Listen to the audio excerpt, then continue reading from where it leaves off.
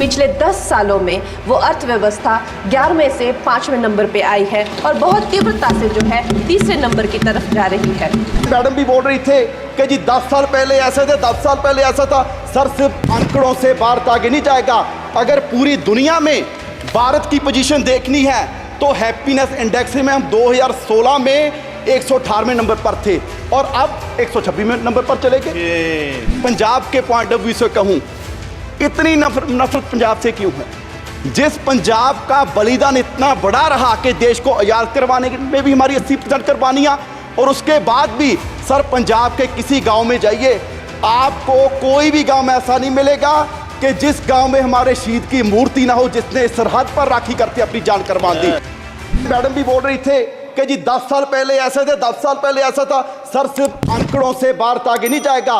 अगर पूरी दुनिया में भारत की पोजीशन देखनी है तो हैप्पीनेस इंडेक्स में हम 2016 में 118वें नंबर पर थे और अब 126वें नंबर पर चले गए। ग्लोबल हंगर में हम 111वें नंबर पर हैं 125 देशों में, और जिन हमारे जो पड़ोसी देश हैं जिनको हम मुल्क भी नहीं समझते हो, वो भी हमारे देश से आगे निकल रहे हैं। और सबसे हैरानी की बात सभापति जी आपको होगी, एक रिपोर्ट के एनवायरमेंटल परफॉर्मेंस इंडेक्स 180 देशों का सर्वे किया गया और बड़े दुख की बात है कि हम 180वें नंबर पर हैं।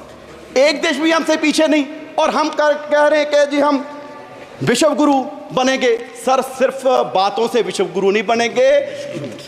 पूरे देश के हालात ये हैं कि 140 करोड़ की पॉपुलेशन में सिर्फ 4.25 करोड़ लोग हैं जिनकी सैलरी, जिनकी कमाई महीने की 25,000 से ज़्यादा है। आप सोचिए, जिनकी 25,000 से महीने की सैलरी कम है, क्या वो किस तरह का कोई सम्मानजनक जीवन वो व्यतीत कर रहे होंगे?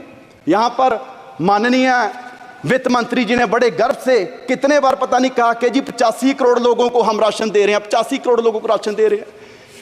ये कोई गर्व की बात नहीं, मुझे लगता है कि सरकार के लिए शर्म की बात है कि पिछले 10 साल में आप 85 करोड़ लोगों को गरीबी से बाहर निकाल पाए, और आप इसकी चीज को बड़े गर्व से बता रहे हैं। बैजा बैजा बैजा, ओ बैजा, ओ बैजा बैजा। और सर बैजा, ऐसे देश आगे नहीं बढ़ेगा।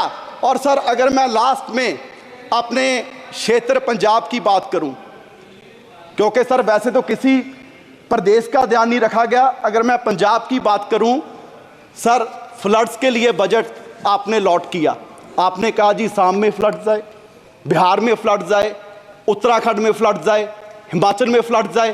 क्या सर पंजाब देश का हिस्सा नहीं है? जो बारिश उत्तराखंड में हुई, हिमाचल में हुई, क्या वो पहाड़ों में रुक जाएगी? वो सारी बारिश का पानी पंजाब में आया और 1680 करोड़ का नुकसान पंजाब का हुआ।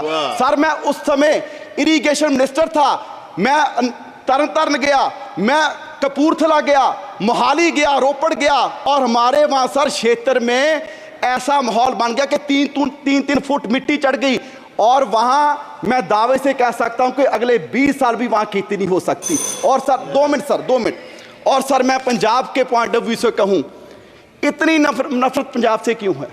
जिस पंजाब का बलिदान इतना बड़ा रहा कि देश को आज़ाद करवाने में भी हमारी 80% कुर्बानियाँ, और उसके बाद भी सर पंजाब के किसी गांव में जाइए, आपको कोई भी गांव में ऐसा नहीं मिलेगा कि जिस गांव में हमारे शहीद की मूर्ति ना हो, जिसने सरहद पर राखी करते अपनी जान कुर्बान दी। आज भी कोई दिन नहीं होगा कि तिरंगे में लिपटी लाश हमारे नौजवानों की हमारे गांव में, हमारे पंजाब में ना आती हो, और उसका आप जिक्र तक नहीं करते।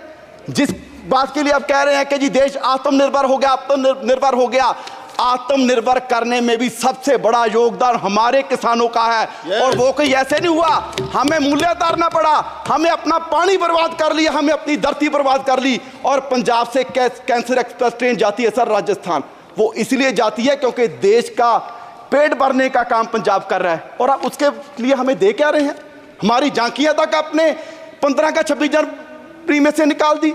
सो सर मेरी मांग है कि पंजाब को स्पेशल पैकेज दिया जाए, हमारी इंडस्ट्री बर्बाद हो रही है, उसके लिए स्पेशल पैकेज दिया जाए।